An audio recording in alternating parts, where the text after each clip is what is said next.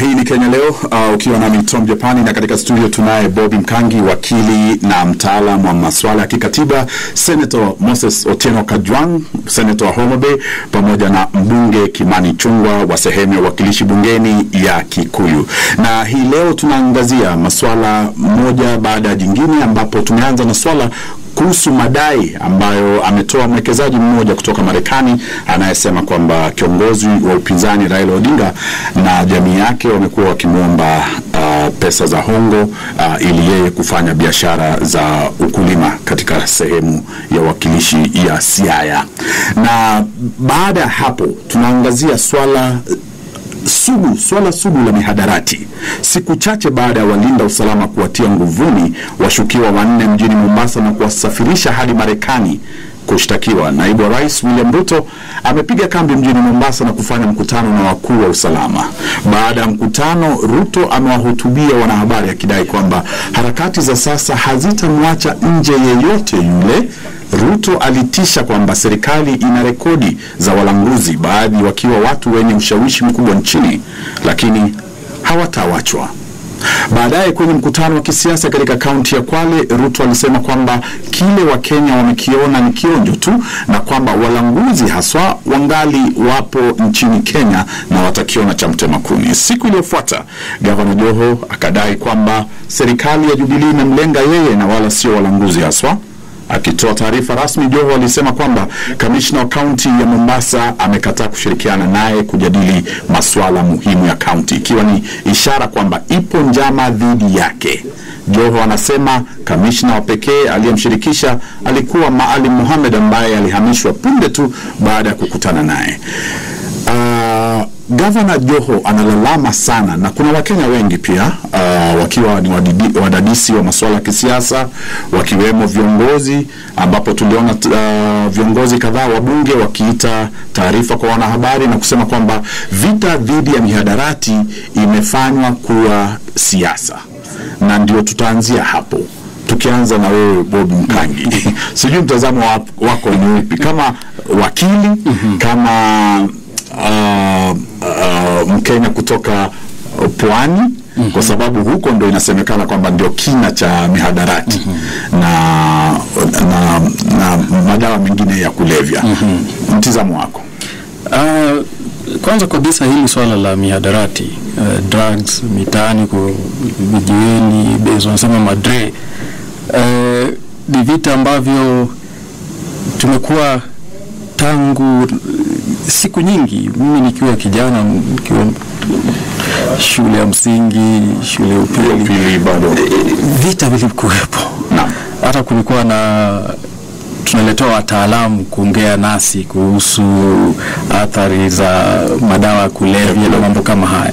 Kwa hivyo ni vita ambavyo pengine sasa tukifikia tulipo kama Wakenya, tunashangaa. Pengine kwanza tungeambiwa hivi vita viko wapi, yani muktadha wake ni upi, tunaanzia wapi, tunapigana na nini na tunaelekea wapi, mkakati unatuelekeza wapi. Kwa sababu tukiingiza swala la siasa, ni kweli kwamba vita dhidi ya mihadarati, na ukiangalia mataifa karibu yote, vinahitaji utashi wa kisiasa, political will, na lazima vyombo vyote vya kisiasa, vyombo vya kidola, serikali zote kama ni za kitaifa, serikali za kaunti zihusike. Kwa hivyo katika hayo mazingira ni lazima kuwepo na kuingilia kwa utashi wa kisiasa ili hivi vita viweze kufaulu. Na nadhani kwamba pengine mustakabali wa ama lile lengo ambalo sisi kama taifa tuko nalo dhidi ya hivi vita ndio picha ambayo Wakenya hawana ishara kamilifu, kwa sababu kuna mkurupuko mara kwa mara. Tunasikia kwamba kuna vita dhidi, kama wakati huu kuna vita dhidi ya mihadarati, alafu ili swala lina na ndio maana ningependa kucheza tu clip fupi tu kuonyesha je, vita hivi vitashindwa tukivifanya vita vya dhidi ya mihadarati, lakini tunavipiga siasani. Wengi wanajiuliza mbona iwe hivi? Hebu tuangalie kidogo kisha turudi kuongea. Hawa watu ambao wametusumbua na mambo ya madawa ya kulevya, wakati wao umefika mwisho. Na yale ambayo tumeanza na mtaona mengine, watu wajue ya kwamba watatafuta nchi nyingine, lakini sio Kenya kufanya biashara hiyo yao. Sio hapa kwetu tena. Kazi hiyo tumemalizana naye. Katika vita hii ya madawa ya kulevya, hakuna cha mtu aliye maarufu, hakuna mwanasiasa, hakuna askari, hakuna waziri au mtoto wa fulani ambaye akijihusisha aachwe. Hata angekuwa mke wangu Janet hapa akijihusisha, wewe shika tu peleka. Kwa sababu madhara ya madawa ya kulevya kwa taifa letu sasa hivi yamefikia mahali pabaya. Wana viongozi wa serikalini na kuwaelezea kwa uwazi na kuambia hata kwa mke wangu pia atakamatwa. Nilikuwa nataka kulinganisha tu kati ya Tanzania na Kenya, kwamba unaona kwamba kuna mfumo fulani, kuna utaratibu fulani ambao wanaufuatilia, ili hali sisi hapa tumeifanya imekuwa siasa hadi ambaye tunamtuhumu anajitokeza na kusema njooni mnishike basi, kama mnadhani kwamba mimi nauza mihadarati, njooni. Hakuna lolote linafanyika. Nilikuwa natoa dibaji kwanza kwamba utashi wa kisiasa lazima uwepo.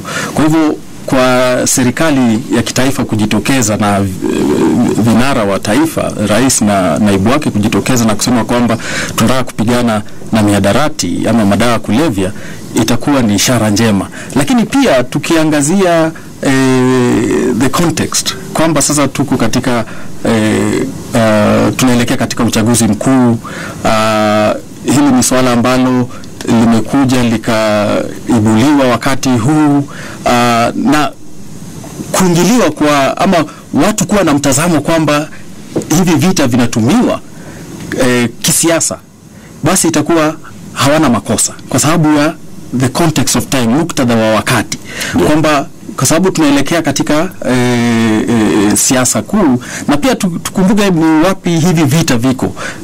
Wanasema theater of operations, vita vinapiganiwa wapi ama matangazo ni kule pwani, na tunajua ile historia iliyopo kisiasa dhidi ya viongozi wa pwani, haswa gavana wa Mombasa Mheshimiwa Ali Hassan Joho na Mheshimiwa Kingi kule Kilifi, na kwamba hivi vita, na tunajua ndio pia matukio ya mihadarati na mambo kama haya pia yamekolea kule.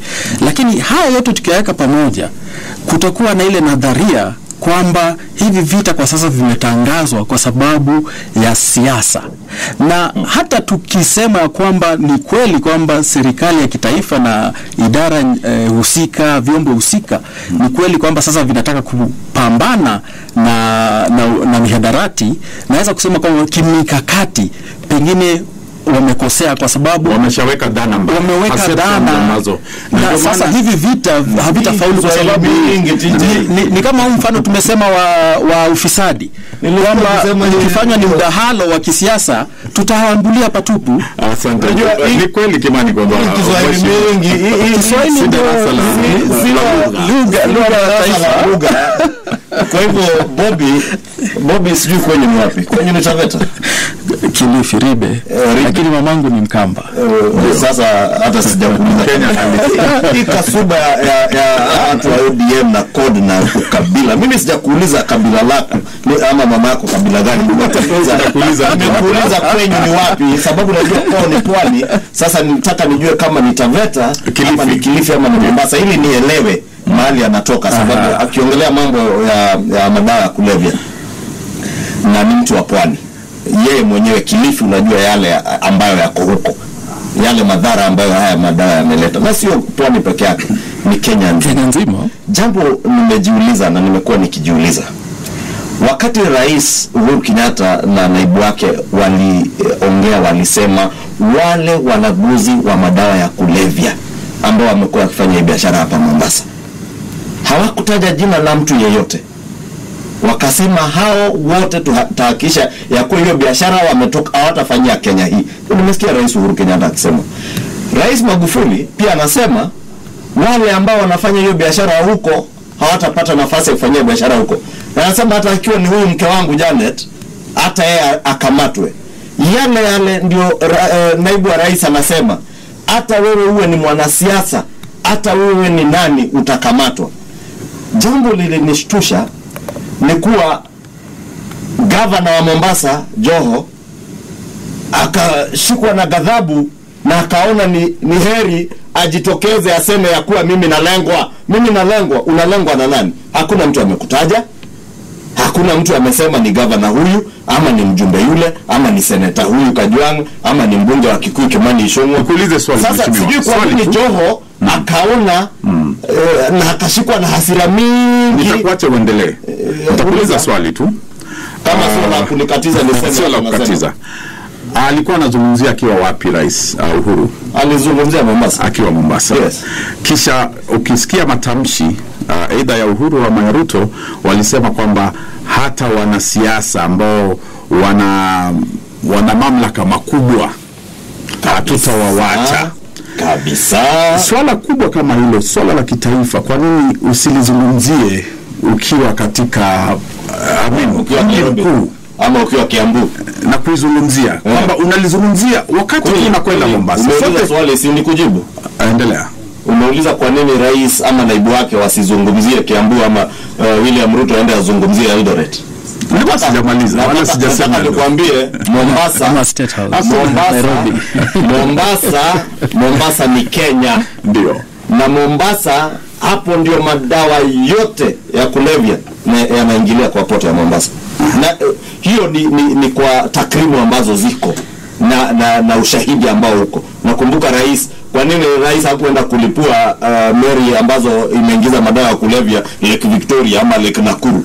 Alienda kulipua pwani, sababu hapo ndio port iko, na hapo ndio madawa, hiyo ndio port inatumiwa kuleta madawa ya kulevya. Kwa hivyo tusiwe na ubishi mahala rais angesemea ama asisemee. Jambo tunafaa kuwa tukijiuliza, ni kwa nini Joho akaona ni kama ni yeye anaangaziwa? Ana uoga gani? Anaogopa nini? Sababu hajatajwa jina. Wakati unaongea mambo ya viongozi, inaweza kuwa ni Kimani Ichung'wah, inaweza kuwa ni Senator Kajwang hapa, inaweza kuwa ni governor fulani, inaweza kuwa hata ni kiongozi mwingine wa kisiasa mwenye ushawishi, sababu hujataja mtu jina. Kwa hivyo ukiona mtu ameshikwa na uoga na sasa inabidi aende ajitetee na aseme ni mimi nalengwa, iko maswali ambayo unajiuliza, na mimi nilijiuliza, nataka niulize kwa lugha ya Kimombo, is it ile case ya the guilty being afraid? Kwa hivyo tusilete mambo ya siasa kwa mambo ya madawa ya kulevya.